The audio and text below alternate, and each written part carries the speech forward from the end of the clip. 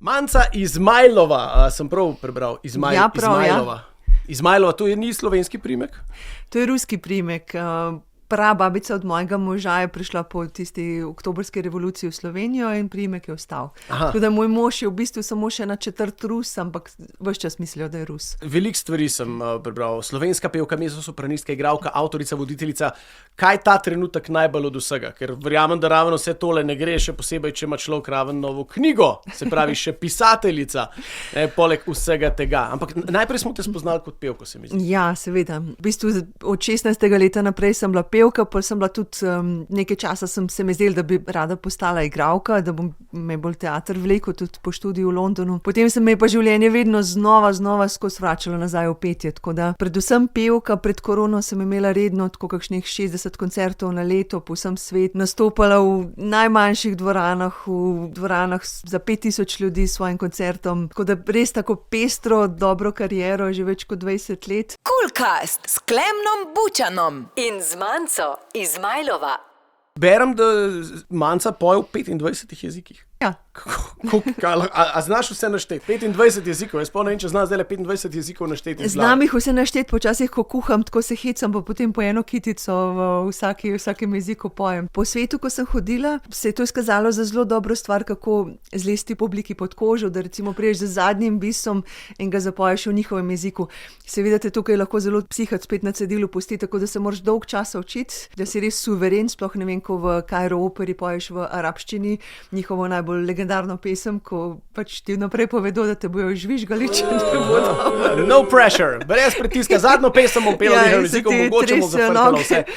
In to pomeni, da moraš si res zelo v podzavest to spraviti, ne? Da se dolg časa učiš eno stvar. Se ni treba veliko, ampak da jo dnevno, mogoče nekaj tednov ves čas ponavljaš in potem se ostane za leta. Recimo zdaj znam finsko himno, ki sem jo pela leta 2001 na eni košarkarski tekmi. Finska, kako gre finska himna? Oj, mame svomi synin, mama, kali si en in tako naprej. Mali si, dobro, ja. Ker je pa najbolj eksotičen jezik, arabščina, finščina sta še zmer dokaj normalna za nas, je kakšen res čist, še tak afriški vmes. Afriški so zelo preprosti. V Swahiliju sem bila, ker smo pred leti delali eno gledališko produkcijo v Tanzaniji nekaj mesecev, tako da sem se takrat kar precej naučila. Zelo zanimivo.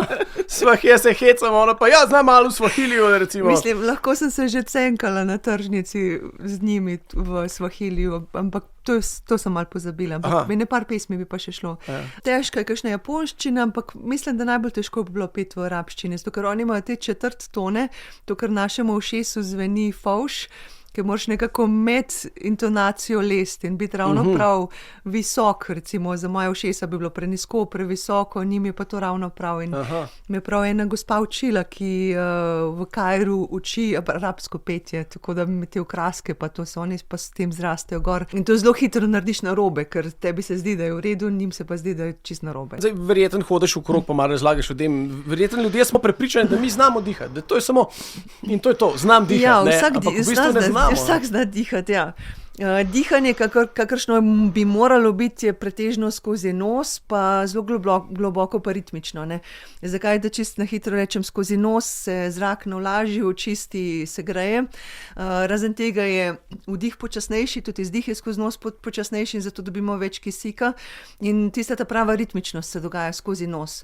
Če dihamo skozi usta, pa nekako hlastamo, ves čas smo ven iz tega ritma, enkrat prehitro, enkrat prepočasi, enkrat pozabimo in to je tudi miselno zadržujemo ves čas, recimo, ko nekaj tuhtamo, ne vem, nekaj smo jezni, žalostni, užaljeni, karkoli in takrat, ko to meljemo, nehamo dihati, recimo, to se zelo rado zgodi.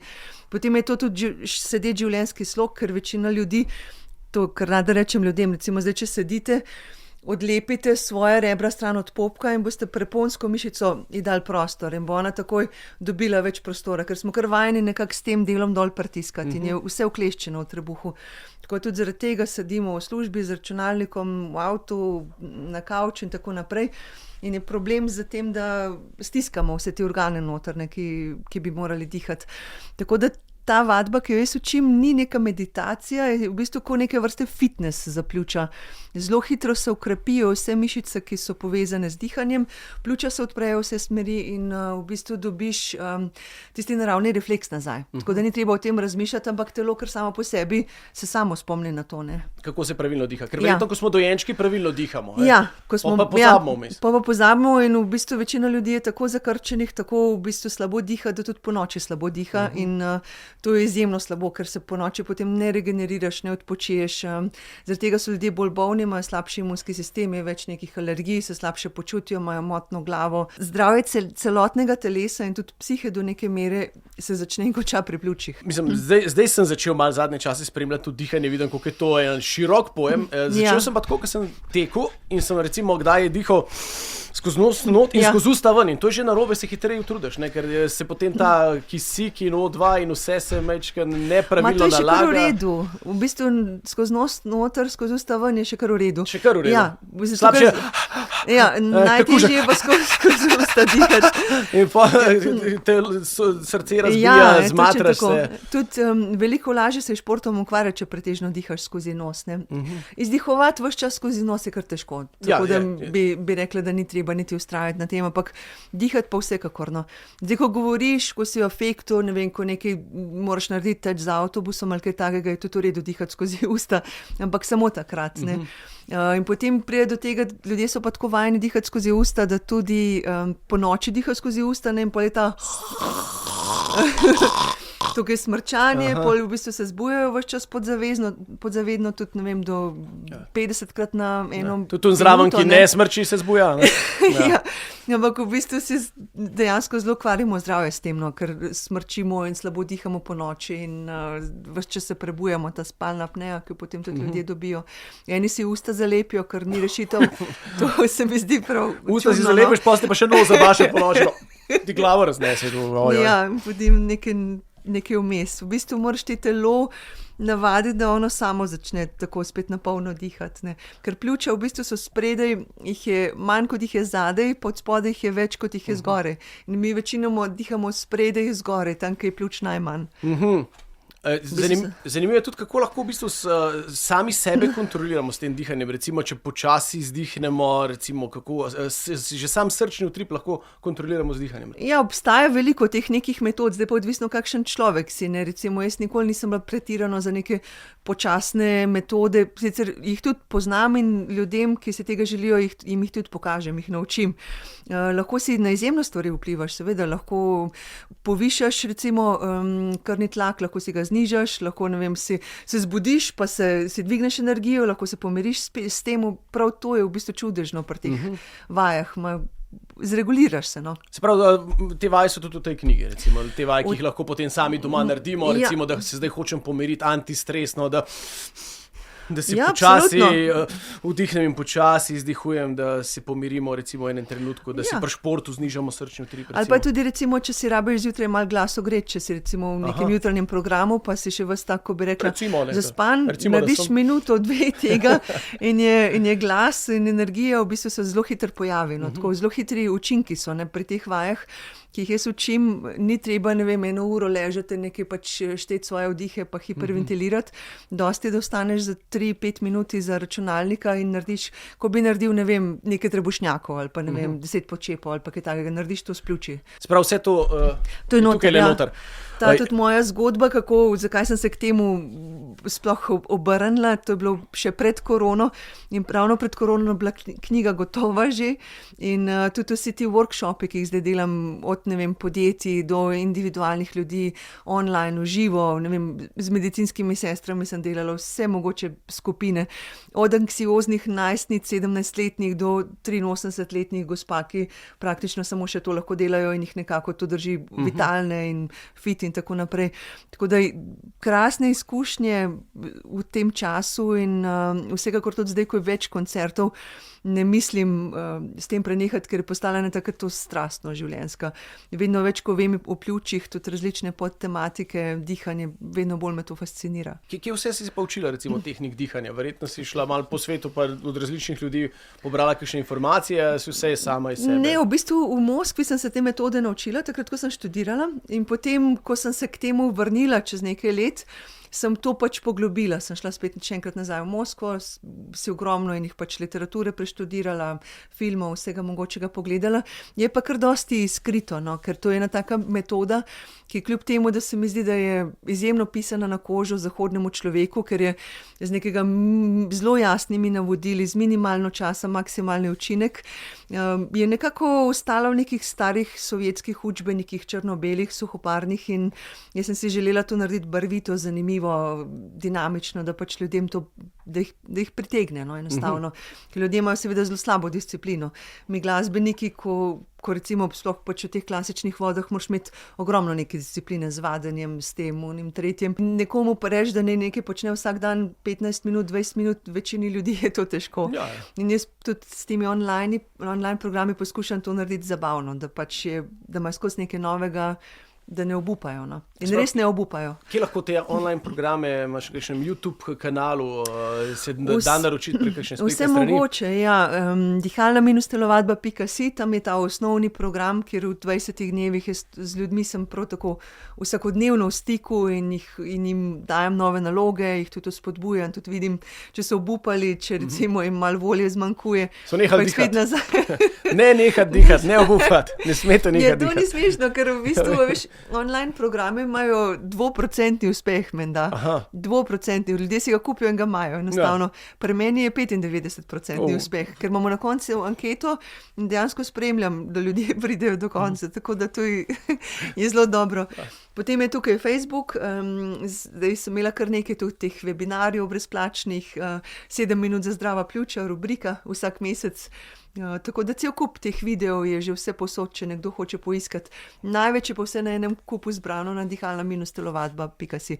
In plačljivo in brezplačno. Coolcast s Klemnom Bučanom in z Manco Izmajlova. Kaj recimo lahko jaz naredim zjutraj, poleg, ne vem, hladnega tuša, poleg ene kave, kaj lahko naredim z dihanjem, zato da bom imel več energije, recimo vaja? Dvigneš dlani na višino ramen in potem boš delal pesti in vsakeč, ko narediš pest z dlanjo, takrat močno vdihneš na kratko skozi nos. Čim bolj kratko, čim manj zraka vdihneš, čim bolj drezavo. To zgleda takole.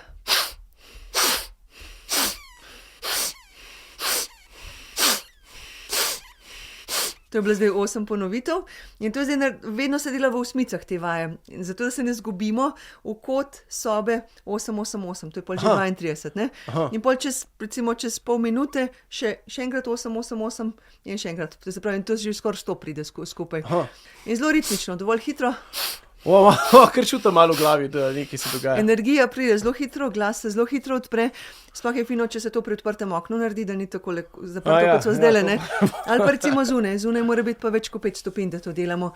In da ničesar ne stiskamo, da res delajo samo dlani, da smo sproščeni in potem obstaja cel niz teh vaj, ki se potem v različne, ne vem, roke stresamo, se malo vrtimo, se malo preklanjamo, korakamo na mesto in vedno s temi kratkimi vdihi. In s tem dosežemo, da se zelo hitro okrepijo mišice dihanja, kot en tak notranji fitness je to. Se pravi, to je hiter refleks. Ja, v bistvu ti izjemno hitro stisneš mišice in jih spet spustiš. Preponska mišica, ki pa mnogi mislijo, da se navezuje sam na pevce in igralce, ki je napeta pod rebri, ločuje v bistvu tole pod rebri kot ena kupola in bi se morala premikati za približno 7 cm dol in gor, pri večini ljudi se ne premika nič ali pa mogoče 1,2 cm. Ona pa deluje kot en trampolin znotraj nas, ko delamo.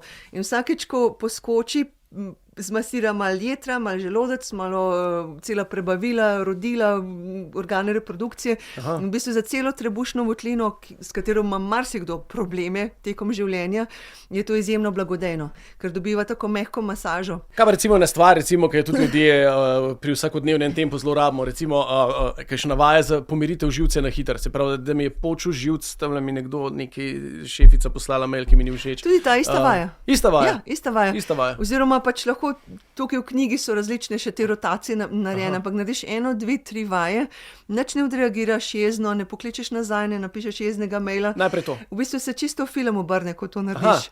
V bistvu drugače začneš gledati na stvari. Ja. Tako da pomirijo in dvignejo energijo hkrati.